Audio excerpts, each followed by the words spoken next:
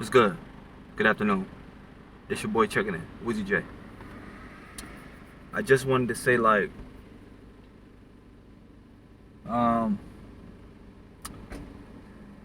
I'm driving here, um, in Newark. I do embrace where I'm from. I never shy away from it. I'm born in the hood. I'm raised in the hood. I'm from the hood. And like I said, once again, I embrace where I'm from.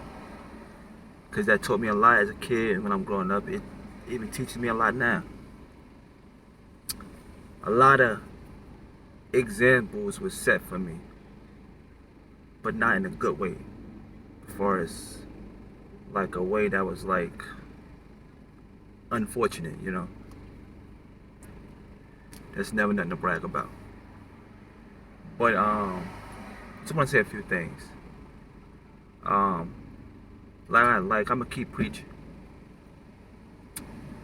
Don't nobody want to be in the same company with somebody who's naive, who's nonchalant, all that stuck up. Nobody want to be in a company of that, because that can possibly threaten your life.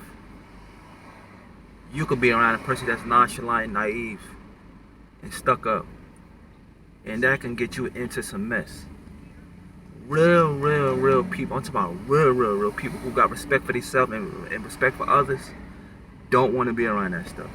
They don't want to even associate themselves with somebody that's naive, stuck up, arrogant, toxic, two-faced it. Because you gotta say, for instance, right?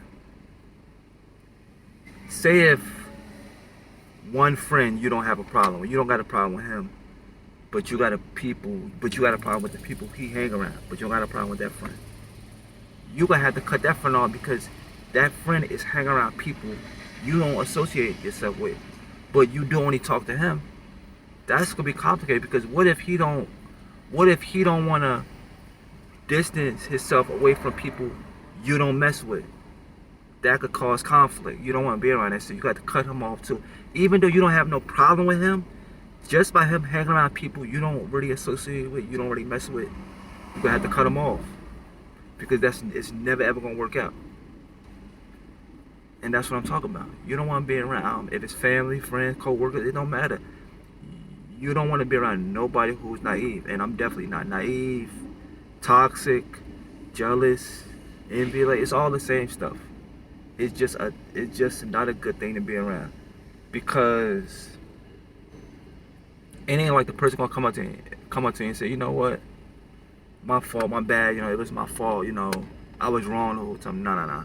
With some people, it's just not gonna happen. It's never gonna happen. Never. Some people can take to the grave the way they act, and they'll never admit that they was wrong. They'll always make you feel like you was the wrong one, because it's the pride.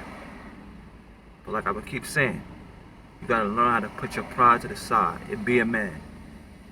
The way you acting, you are being a little boy, and that's not the right way to be. Being a man is admitting when you're wrong. Admit when you're wrong. It's just like a habit. Admit when you got a habit. That's how you can overcome it. You have to admit. You have to come to terms with the realization, you know what, this is what it is, and I have to change. But like I said, you got some people who's that's where the stuck up comes in there. That's where the naive comes in there. That's where the two-faced comes in there. That's where the jealousy comes in, the hate, the envy. That's where all that stuff comes in there.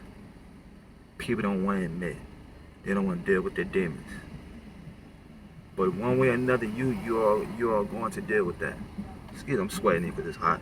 But you are going to deal with that one way or another. Whether if you tell somebody you're wrong, you're going to have to face it one day.